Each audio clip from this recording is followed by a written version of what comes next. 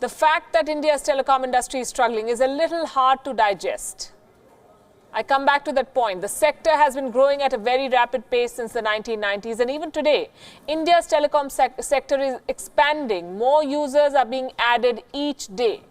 India is the second largest telecommunications market in the world. So why should these companies be struggling and running into losses? Our next report has some answers.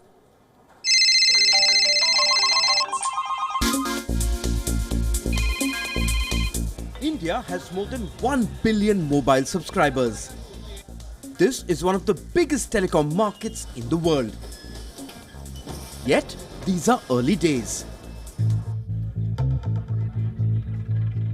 A large part of India is still disconnected. Millions more are expected to go online in the next few years. The Indian telecom sector exploded in the 1990s. With the arrival of the internet and smartphones, more subscribers are being added every day. It was only this year that India's internet base crossed the 500 million mark. Thank the cheap data for this. India has the cheapest mobile internet in the world. Bharat में एक 1 GB data cold drink की एक छोटी सी bottle से भी सस्ता है. 1 gigabyte of data costs less than $1. In comparison, American users pay a little over $12. In the United Kingdom, 1 GB of internet costs almost $7. The global average is about $8.50 per gigabyte of data.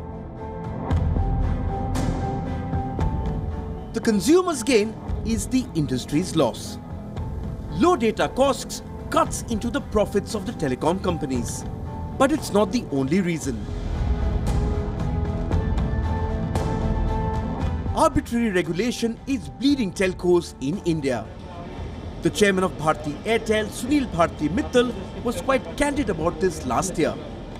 At the India Mobile Congress in 2018, he said that the high spectrum prices and charges, high license fees, as well as high taxes are hurting the industry. Here is what he was talking about. Telcos are losing a significant share of their revenues to the Indian government. For every 100 rupees they make, 30 goes straight to the government's coffers. The battle over the adjusted gross revenue is the second and more immediate concern. As per law, a certain proportion of revenues earned by telcos needs to be shared with the government. Since 2005, telecom companies and the government have disagreed on how to define adjusted gross revenue. The matter went to India's Supreme Court, which ruled in the government's favour. So suddenly, telecom companies owe the Indian government 900 billion rupees. Out of this, Vodafone India has been hit the worst. It owes 390 billion rupees to the Indian government. For an industry that has just emerged from the shadow of a spectrum scam, this can be hard to deal with. The 2G allocation saga dragged on for years. A CBI court acquitted the accused last year. But along the way, 10 mobile operators had to shut shop. Billions of dollars worth of investment was lost.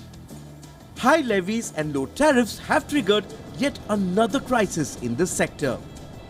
A crisis that is now testing the Indian government. Bureau Report, Wion, World is One.